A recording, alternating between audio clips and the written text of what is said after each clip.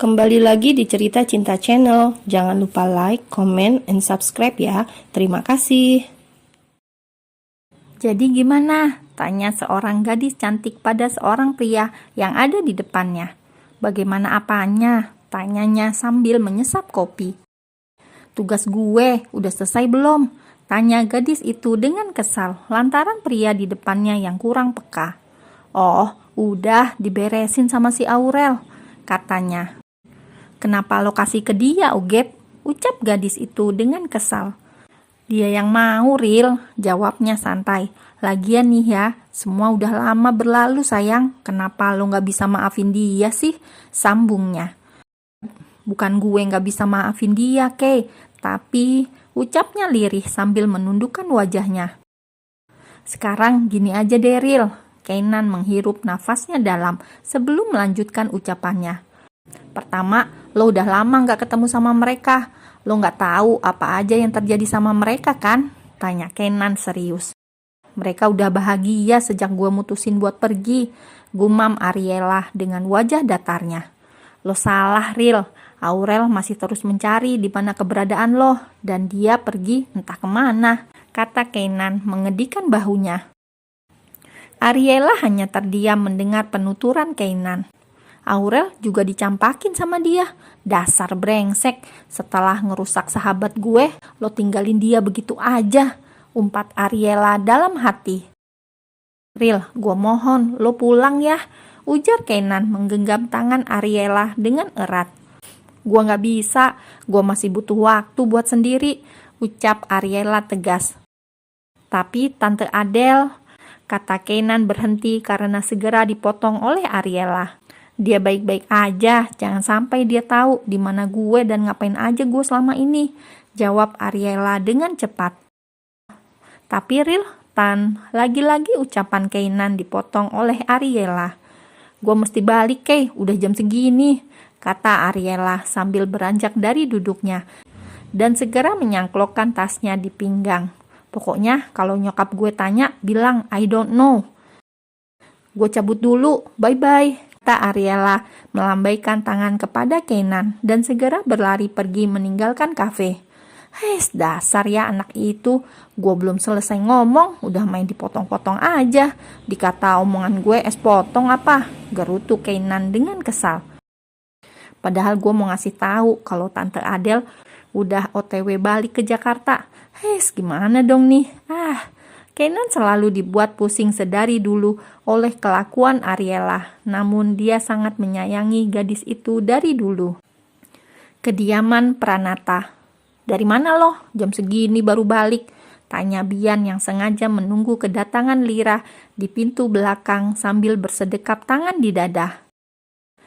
Mas Bian, kenapa kepo deh? Jawab Lira santai, padahal hatinya sudah jedak-jeduk akibat berlarian. Pasalnya, ia izin hanya sampai jam 5 atau 6, tapi sekarang sudah jam 9 baru kembali karena macet. Lo tahu ini jam berapa? Tanya Bian dingin. Sekitar jam 9 kayaknya. Kan Mas Bian pakai jam tangan, kenapa mesti tanya sama Lira sih? Kata Lira, pura-pura tidak mengerti. Cetak! Au! Pekik Lira, memegang keningnya karena disentil oleh Bian. Lo kemarin janji mau balik jam berapa? Kata Bian sedikit kesal. Lupa, tadi macet banget mas, kata Lira memelas. Lagian Nyonya dan Tuan gak permasalahin asal Lira balik dengan selamat dan juga besok sudah kembali bekerja lagi kok, ucap Lira memanyunkan bibirnya karena kesal. Lira tuh bingung deh, ucap Lira memicingkan matanya dan menatap Bian dengan intens. Mas Bian khawatir ya sama Lira? Tanya Lira sambil tersenyum lebar kepada Bian, membuat Bian kelabakan sendiri. Gue diperintah sama mama buat ngomelin lo, biar gak ngelunjak suka keluyuran malam. Nyokap gue emang gak bisa marah sama lo, makanya dia nyuruh gue. Jelas Bian ketus, lalu segera pergi meninggalkan Lira yang masih cemberut di depan pintu. Sepanjang perjalanan menuju kamarnya, Bian terus menggerutu, merutuki kebodohannya sendiri yang repot-repot marah kepada Lira. Karena sejujurnya, Bian pun juga tidak mengerti mengapa dia harus semarah itu kepada Lira.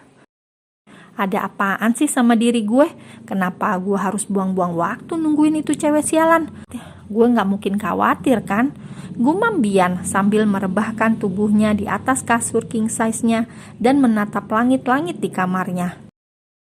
Syukurlah masih aman, gumam Lira dalam hati, lalu segera berlari memasuki kamarnya dan membersihkan tubuhnya, baru ia akan segera tidur agar besok pagi ia tidak kesiangan.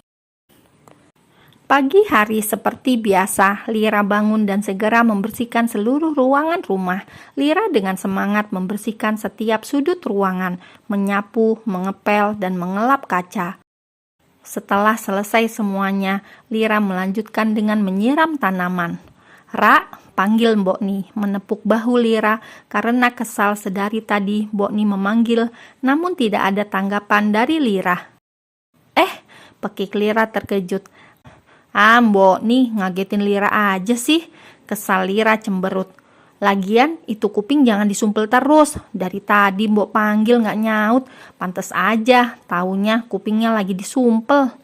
Ucap Mbok nih dengan kesal membuat Lira terkekeh. Maaf Mbok, abis bete gak ada yang nemenin, makanya Lira pakai headset, kata Lira sambil memberikan dua jarinya membentuk huruf V. Sudahlah, kata Mbok Ni.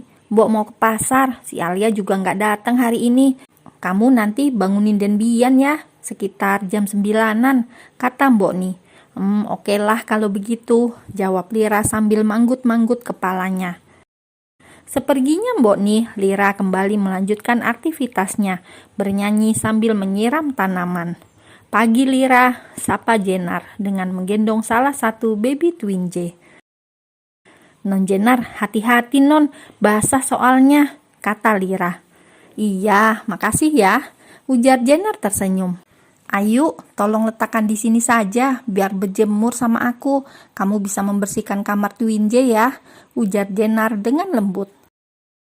Non, Lira pengen gendong, tapi kok takut ya, ucap Lira setelah mencuci tangannya, lalu ia mendekati Jenar dan ikut duduk di bangku taman. Satu hal yang Lira sukai berada di sini, karena keluarga Pranata tidak pernah membeda-bedakan kasta, semua dianggap sama. Sini duduknya mendekat, ujar Jenar, lalu ia meletakkan salah satu baby twin J di pangkuan Lira, dan hal itu sukses membuat tubuh Lira menegang sempurna. Astaga, aku takut non, nanti kalau jatuh gimana? Kata Lira dengan wajah syok dan tangannya bergetar. Santai saja, rileks. Jenar terkekeh melihat ekspresi yang diberikan oleh Lira saat pertama memangku bayi. Sudah non, Lira gak kuat, Lira takut. Nanti saja, kalau sudah agak besar, Lira mau menggendongnya, kata Lira.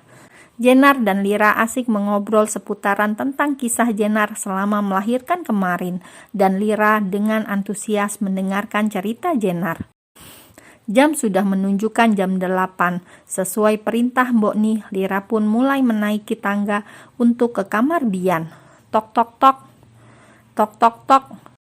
Gak ada tanggapan. Akhirnya Lira nekat masuk ke dalam kamar Bian dan menemukan Bian masih asik di alam mimpinya. Mas Bian, panggil Lira menggoyangkan bahu Bian. Mas Bian, bangun! Teriak Lira tepat di telinga Bian, lantaran Bian tidak juga bergerak saat ia panggil. Sit! Bian langsung terkejut dan langsung membuka matanya kala mendengar suara Lira tepat di telinganya. Setan, ngapain lo di sini, hah? Pekik Bian dengan kesal, sambil mengusap-ngusap kupingnya yang terasa berdengung karena suara Lira. Lah, kan Mas Bian sendiri yang minta dibangunin. Lira udah bangunin dari tadi, Mas Biannya masih aja asik tidur, kata Lira santai. Gua nyuruhnya Mbok nih, bukan setan kayak lo. Dan lagi gak bisa lo pelan-pelan banguninnya, hah? Ujar Bian ketus. Minta pelan-pelan, sedangkan sendirinya budek begitu. Lira tuh udah beberapa kali manggil Mas Bian pelan-pelan, tapi bukannya bangun malah makin pules. Ketus Lira. Lira akui suara Lira emang merdu, jadi nggak heran kalau Mas Bian malah makin pules pas Lira bangunin. Ucap Lira berbangga diri. Suara kayak setan kayak gitu, merdu. Udah sana loh, gue mau mandi. Usir Bian kepada Lira. Ya udah sih, mandi aja, biar Lira bisa beresin kapal pecah ini sekalian. Kata Lira mendesah pasrah kala melihat serapi apa kamar Bian. Nanti aja, gue cepet mandinya, gue buru-buru, ujar Bian sambil beranjak dari kasurnya dan berjalan ke arah kamar mandi. Pantes aja Mas Bian gak mau bangun-bangun, taunya mimpi basah ya, ucap Lira terkekeh sendiri, membuat Bian langsung menghentikan langkahnya. Apa lo bilang? Tanya Bian memicingkan matanya antara malu dan kesal. Hah, enggak kok, jawab Lira mengulum senyum. Sama siapa sih mas? Tanya Lira menggoda. Bersik banget sih lo, pekik Bian yang sudah menahan malu. Lira nanya serius juga, santuy aja kali ujarnya lagi sambil tertawa. Bian tidak mendengarkan kembali ucapan Lira. Ia segera masuk ke dalam kamar mandi untuk mandi dan bersiap karena ia memang akan ada kelas jam 10 nanti.